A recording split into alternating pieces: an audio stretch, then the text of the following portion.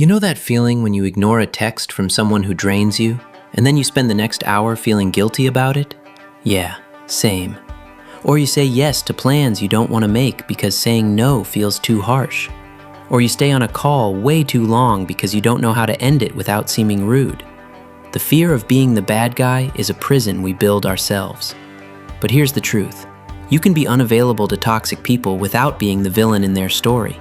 You just have to understand how boundaries actually work. Most people think boundaries are walls you build to keep people out. They're not. Boundaries are doors.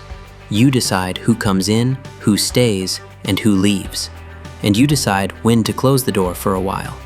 The problem is, we've been taught that closing the door makes us mean. We've been conditioned to believe that being available equals being good, that prioritizing ourselves equals being selfish. None of that is true, but it feels true because the people who benefit from your availability have convinced you it is. The first thing to understand is that toxic people don't respect boundaries because they don't respect you. They respect what you give them, and when you stop giving, they get upset. That's not a sign you're doing something wrong. That's a sign the dynamic was never balanced. Healthy people respect a no. They respect a pause. They respect your time and energy.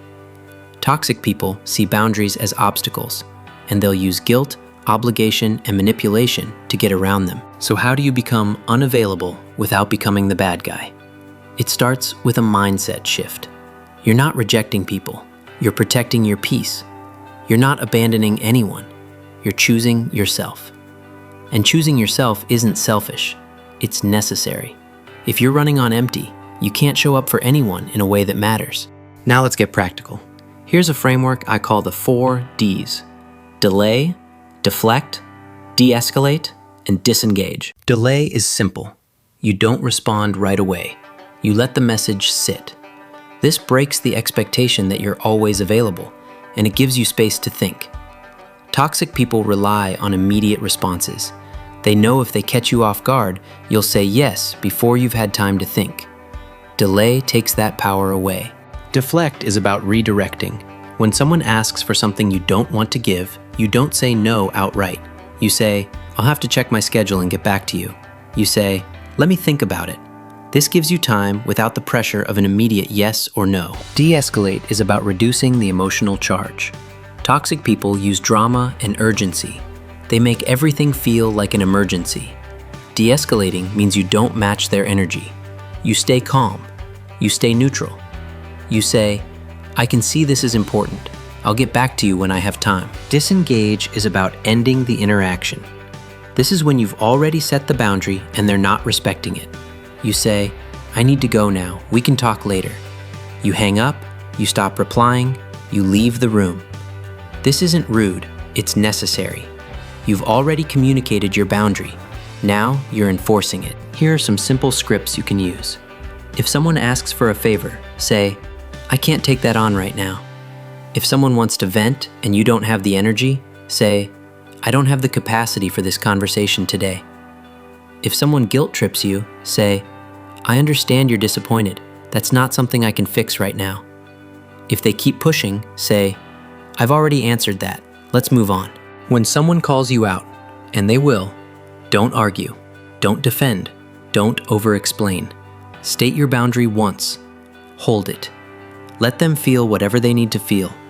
If they say, "You've changed," say, "I have. I'm taking better care of myself." If they say, "You're being selfish," say, "I'm protecting my energy," and that's allowed. This is uncomfortable. There's no way around that. But the discomfort is temporary. The alternative is permanent exhaustion. You can feel guilty for a few minutes, or you can feel resentful for years. That's the choice. Here's the big truth. You cannot control how people perceive you. You can be the kindest person in the world, and someone will still think you're selfish. That's not your problem. That's their story. The only opinion that matters is your own. And your opinion is that you're worthy of respect, that you deserve peace, that you have the right to be unavailable to people who drain you. So the next time someone asks for something you don't want to give, pause. Remember that no is a complete sentence. Remember that you are not responsible for their reaction. Remember that the only way to be available for the people who matter is to be unavailable to the people who don't. You don't have to be the villain. You just have to be done. Thanks for watching. Don't forget to like, follow, and subscribe for more contents like this.